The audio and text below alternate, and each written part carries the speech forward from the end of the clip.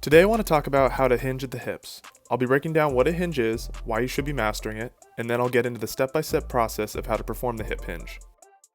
Let's start with what a hip hinge is.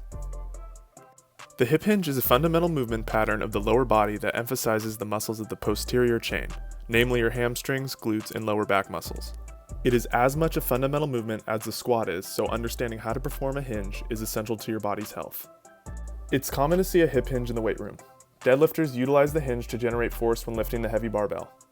Performing a weighted hinge safely and with proper technique can be a great way to strengthen your leg muscles and bulletproof your lower back. You'll also see people hinge when they play sports.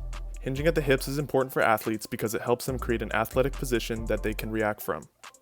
The hinge even translates to everyday life when you bend over to pick something up off the ground. So why should you hinge? Well, that's a good question. There's a few reasons why you should hinge. Like I said, you can strengthen your hamstrings and glutes while preventing lower back pain. A common misconception is that performing squats is enough to make your hamstrings stronger and larger.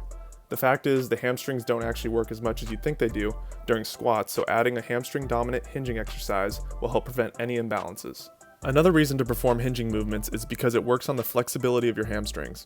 When you go down into a hinge, your hamstrings are placed under an eccentric contraction, which means the muscle lengthens while still contracting. This portion of the contraction will produce the highest amount of force.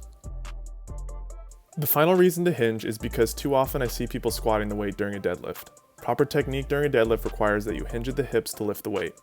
Notice how my knees don't travel as far forward in the hinge as they do in the squat. This reduces the amount of torque at the knee because my hips are further from my center of mass relative to my knees.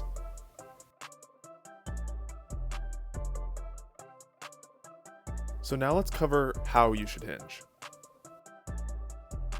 So the start of the bodyweight hinge is similar to the bodyweight squat. Start by standing upright, find the 3 points of contact in your feet so you maintain balance, then screw your legs into the ground. Start the descent by pushing your hips back. Pretend there's something in front of your knees blocking them from being able to move forward. The hinge is all about moving at the hip and coordinating the bend of the knees so that the knees don't drift forward like a squat. A couple of common errors that occur when descending into the hinge are falling back onto your heels and having a negative shin angle. In almost every variation of the hinge, you want to have your toes on the floor. You can shift your weight between your toes and your heels, but you want a contact point with both the toes and heels at all times. Until you master the classic hinge, I wouldn't recommend shifting your weight in your feet. The other mistake I see is when people have a negative shin angle. This causes much of the load to be placed onto the lower back. I usually see people compensate by hyperextending their lumbar spine. There's nothing inherently wrong with this, but it's important to first master the basics before experimenting with variations. The descent of the hinge stops when you run out of hip flexion.